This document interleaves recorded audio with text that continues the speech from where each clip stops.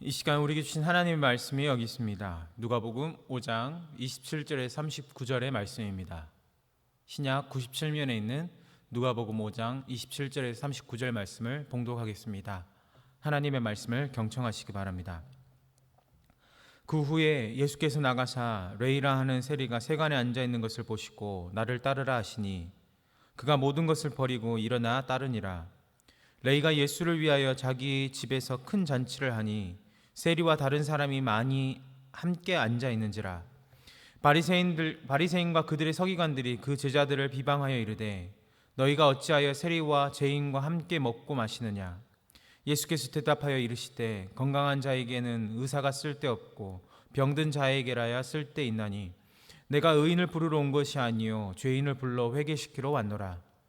그들이 예수께 말하되 요한의 제자는 자주 금식하며 기도하고 바리새인의 제자들도 또한 그리하되 당신의 제자들은 먹고 마시나이다.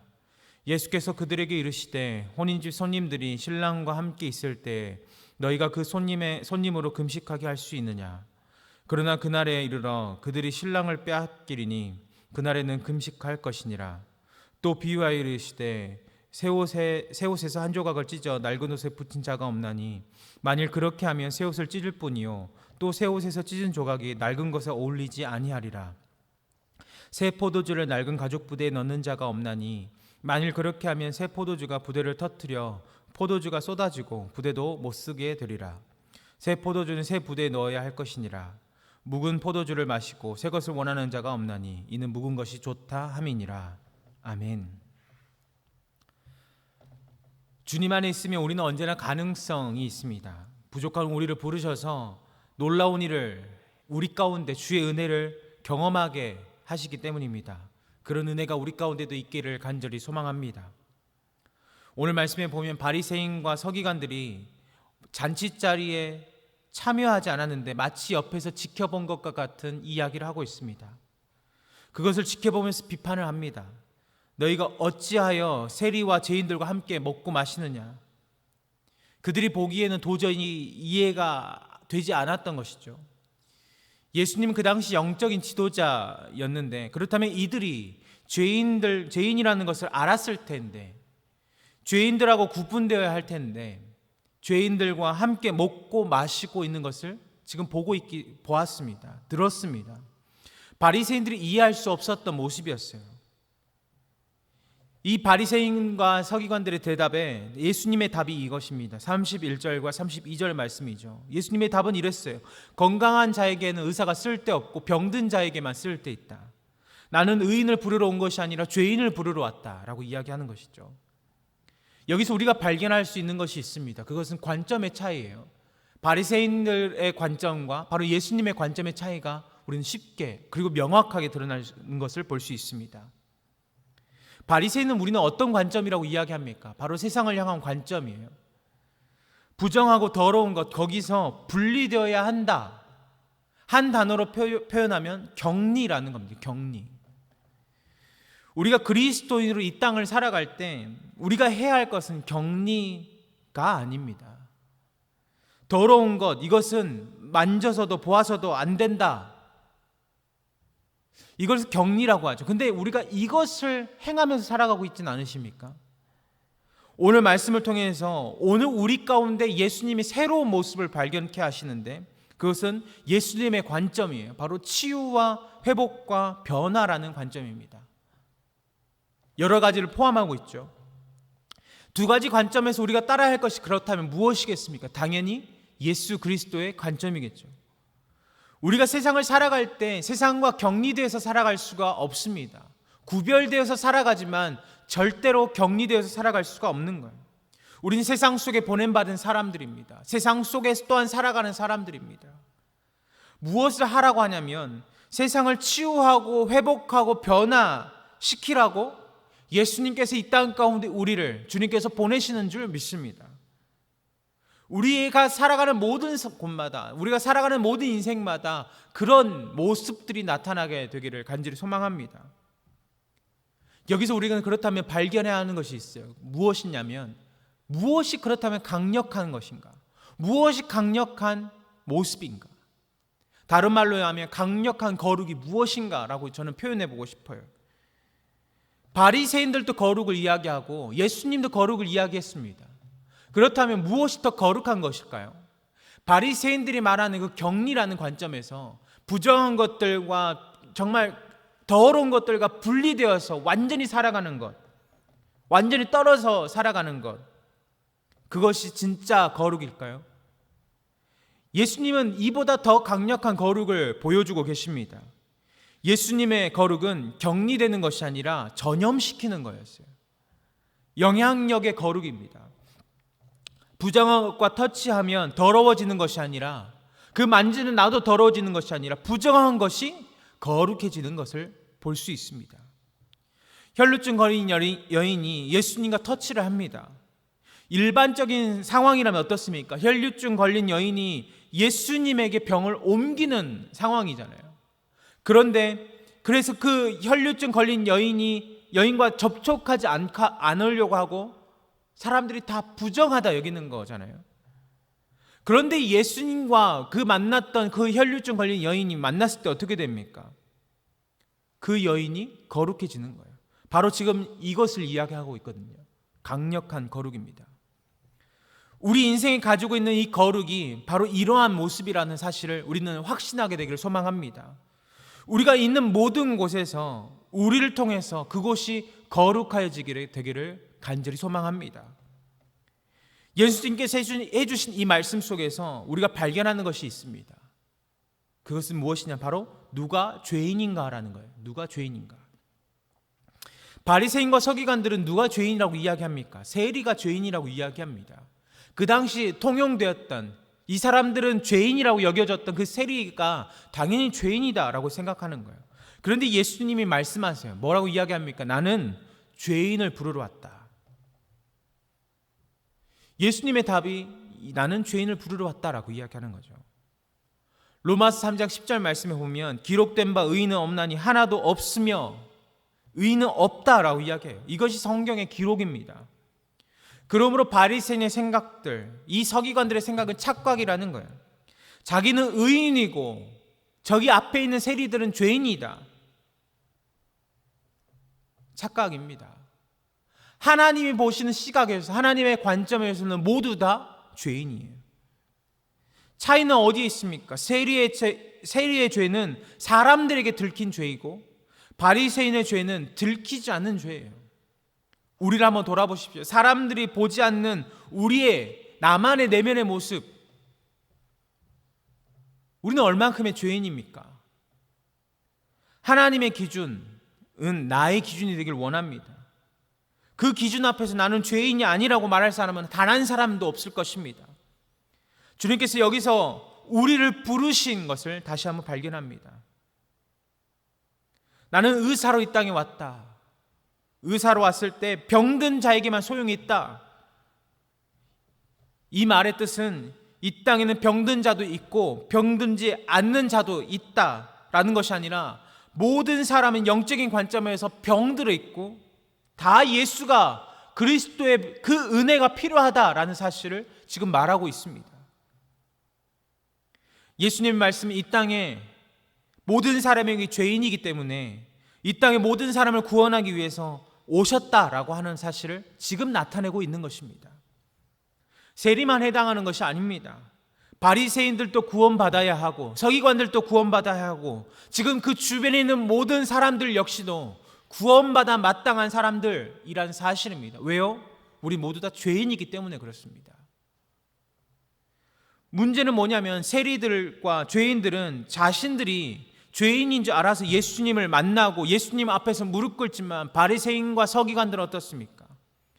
자신들이 죄인이라고 생각하지 못하는 거예요. 그렇게 생각하지 않는 것에서 문제가 나타나는 거예요. 죄인이 아니라고 생각하니 주님께 나오지 않으니까 변화되지 않는 거예요. 끊임없이 격리를 선택하고 있는 것입니다. 여기서 우리는 무엇을 발견하냐면 율법주의의 문제를 발견해요. 오늘 말씀에서 바리새인들이 말하는 것은 율법주의입니다. 율법주의. 우리가 어렸을 때 많이 들었죠. 예전부터 많이 들었습니다. 율법주의 나쁜 것입니다. 율법이 나쁜 것이 아니라 율법주의가 나쁜 것입니다. 율법은 하나님의 법, 거룩한 것입니다. 그러나 율법주의는 다르다라고 이야기하잖아요.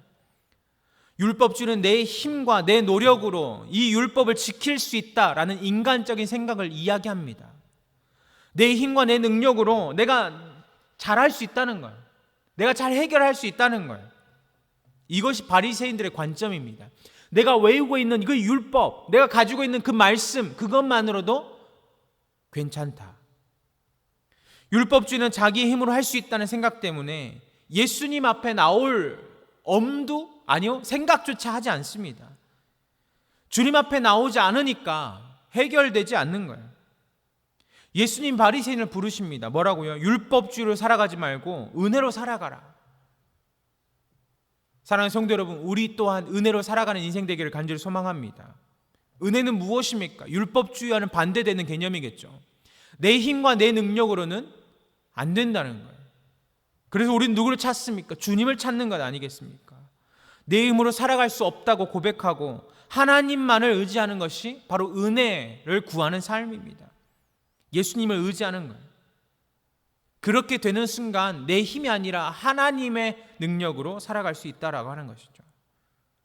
은혜란 무엇입니까? 이유 없이, 자격 없이, 조건 없이, 대가 없이, 아무것도 없이 받는 것이 은혜 아니겠습니까? 오늘 주님은 우리를 은혜의 자리로 초대하고 계십니다. 우리가 비록 가정에 있지만 내가 어디에 있든지 상관없이 하나님께서 우리를 은혜의 자리로 초대하십니다. 은혜의 세계 속에서 무슨 일이 일어납니까? 세리가 사도로 부름받은 거예요. 어부가 사람이 낚는 어부가 되는 것입니다. 은혜의 세계 속에서는 예수님을 잡으러 다닌 사람들도 하나님의 사람으로 사도로 부름받는 거예요. 우리의 인생이 은혜의 세계 속에서 들어갈 때 우리가 이전에 생각할 수 없었던, 경험할 수 없었던 일들이 일어나게 될 줄 믿습니다. 33절 말씀을 제가 한번 봉독하겠습니다. 그들이 예수께 말하되 요한의 제자는 자주 금식하며 기도하고 바리새인의 제자들도 또한 그리하되 당신의 제자들은 먹고 마시나이다. 바리새인들은 계속해서 율법주의적인 관점으로 접근을 합니다. 금식 자체가 나쁜 것은 아닙니다. 그런데 금식하는 것을 자랑하면 나쁜 것이 되는 거죠. 그 안에는 내 힘과 내 능력으로 신앙생활을 할 수 있다는 뜻이 들어가 있는 거예요. 그것이 율법주의죠. 율법주의적인 관점을 가지고 있을 때 자기 힘으로 무엇인가 할 수 있다고 여기기 때문에 할 수 없는 사람을 어떻게 해요? 정죄하기 시작하는 거예요. 지금 이 모습처럼요. 오늘 말씀처럼 뭐라고 이야기합니까? 당신의 제자들은 먹고 마시나이다. 정죄하고 비판하는 거예요. 그것에 대한 주님의 답이 34절부터 39절에 나와 있습니다. 좀 긴 말씀이지만 한 번 더 제가 봉독하겠습니다. 예수께서 그들에게 이르시되 혼인집 손님들이 신랑과 함께 있을 때 너희가 그 손님으로 금식하게 할 수 있느냐? 그러나 그날에 이르러 그들이 신랑을 빼앗기리니 그날에는 금식할 것이니라. 또 비유하여 이르시되 새 옷에서 한 조각을 찢어 낡은 옷에 붙이는 자가 없나니 만일 그렇게 하면 새 옷을 찢을 뿐이요 새 옷에서 찢은 조각이 낡은 것에 어울리지 아니하리라. 새 포도주를 낡은 가죽 부대에 넣는 자가 없나니 만일 그렇게 하면 새 포도주가 부대를 터뜨려 포도주가 쏟아지고 부대도 못 쓰게 되리라. 새 포도주는 새 부대에 넣어야 할 것이니라. 묵은 포도주를 마시고 새 것을 원하는 자가 없나니 이는 묵은 것이 좋다 함이니이다. 아멘. 예수님이 설명하시는데 혼인잔치를 비유로 듭니다. 예수께서 구원자로 이 땅에 2000년 전에 오신 사건은 혼인잔치 사건에서 시작된 것과 같다는 거예요. 예수님이 제자들과 함께 있는 동안은 잔치인데 어찌 금식하겠느냐라는 것입니다. 그러나 신랑을 빼앗긴 날이 올 것이다 라고 이야기합니다. 그것은 예수님이 십자가에 못 박힌 날을 가리키시겠죠. 그날이 되면 금식할 것이다 라고 이야기합니다. 율법주의가 끝나고 예수님을 통해서 시작되어진 은혜의 시대, 내 힘과 내 능력으로 살아가는 시대는 끝이 나고 하나님의 능력과 하나님의 힘으로 살아가는 시대가 시작되는 놀라운 영적인 변화를 비유를 통해서 말씀하고 계십니다. 예수님께서 하신 말씀 36절 말씀에 나오는데 두 가지 비유를 이야기하죠. 옷에 관한 이야기입니다. 아무리 낡은 옷도 새 옷을 찢어서 낡은 옷에 갖다 붙이는 자가 없을 거다 이야기합니다. 그렇기 때문에 새 옷을 찢을 뿐만 아니라 그 새 옷 조가리도 낡은 옷에 어울리지 않다 이야기하죠. 이것이 예수님 말씀이었고, 또 한 가지가 포도주에 관한 이야기였잖아요. 여러분이 아신 것처럼 포도주는 발효의 과정이 필요합니다. 그러면 부풀어 오르는데 그 안에서 팽창하는 그것이 낡은 부대는 신축성이 없어서 팽창하면 그 가죽 부대가 터져버리는 것처럼 오늘 이 말씀이 아주 중요한 영적인 비유입니다. 낡은 옷은 무엇입니까? 율법주의예요. 새 옷은 무엇입니까? 예수님이에요.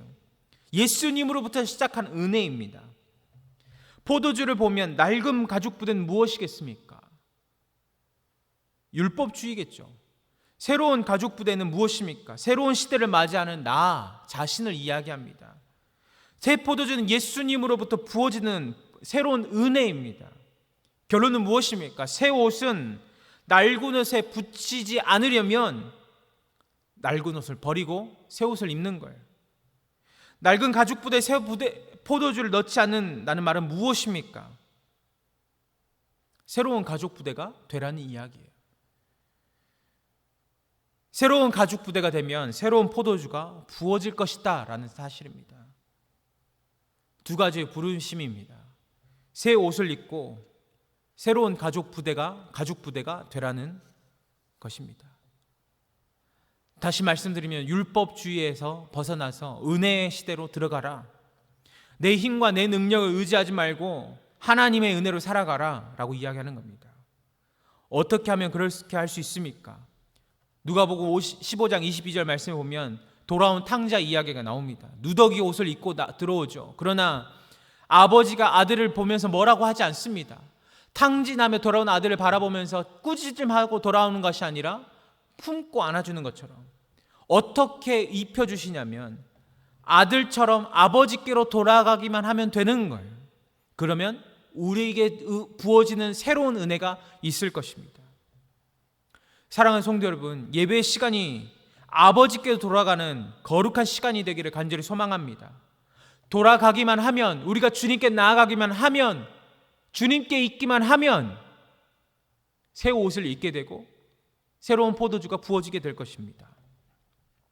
율법주의에서 무엇인가를 판단하는 신앙의 개념에서 은혜의 인생으로 변화되기를 간절히 소망합니다.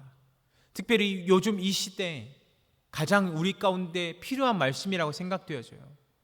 우리가 어떤 이야기를 듣습니다. 무엇인가를 들으면 판단하기 시작합니다. 그러면 이제 판단이 결국에는 비판이 되고 결국 우리의 마음을 찢어놓게 만듭니다. 사랑하는 성도 여러분, 우리 가운데 필요한 것은 지금 이 시간에 필요한 건 무엇이겠습니까?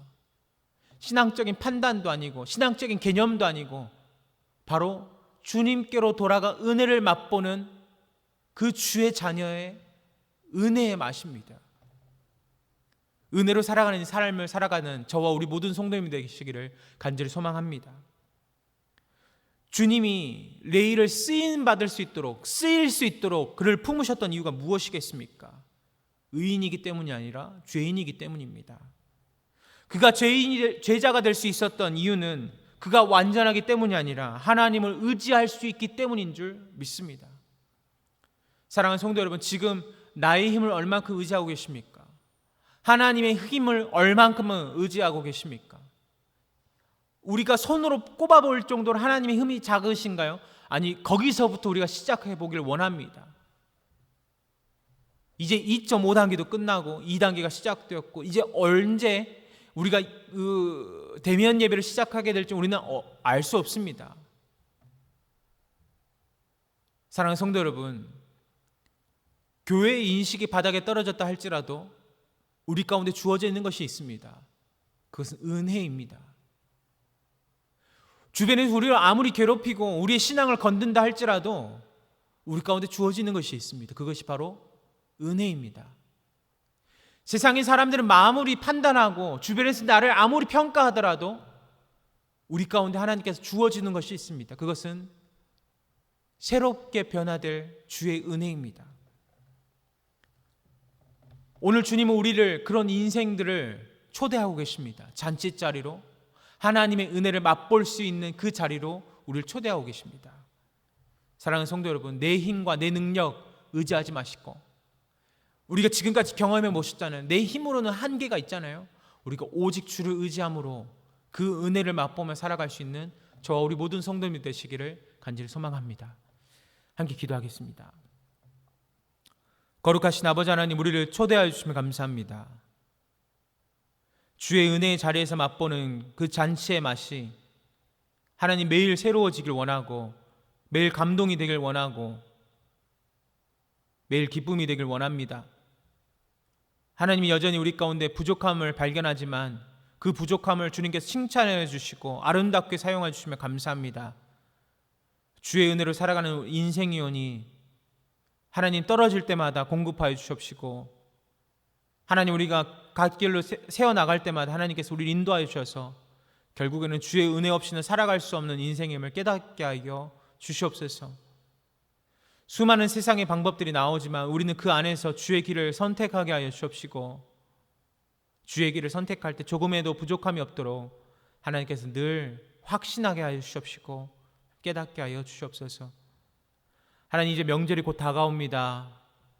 주님, 또 세상은 여러 가지 걱정으로 앞서는 이때 가장 먼저 앞서는 걱정이 교회의 걱정입니다. 하나님, 우리의 인식이 이렇게 되어버렸지만 하나님, 우리가 신앙을 포기하지 않도록 인도하여 주옵시고, 우리가 신앙으로 살아가는 동안에 세상의 평가와 판단에 치우치지 않고 주신 그 믿음으로 우리 삶 가운데 온전한 주인 되신 그 하나님을 온전히 의지하며 나아갈 수 있는 우리 모두가 되게 하여 주시옵소서. 한 주를 살아가는 우리 광천의 모든 예배자들 위해 하나님의 은혜가 있기를 간절히 소망합니다. 주님, 붙들어 주시옵소서. 이제는 우리 주 예수 그리스도의 크신 은혜와 아버지 하나님의 놀라우신 사랑과 성령 하나님의 감화 감동 교통하심의 역사가 오직 주의 은혜를 고백하며 살아가길 소망하는, 주의 은혜를 맛보며 살아가길 소망하는 우리 광천의 모든 예배자들 위해 이제로부터 영원토록 함께 하시기를 간절히 축원하옵나이다. 아멘.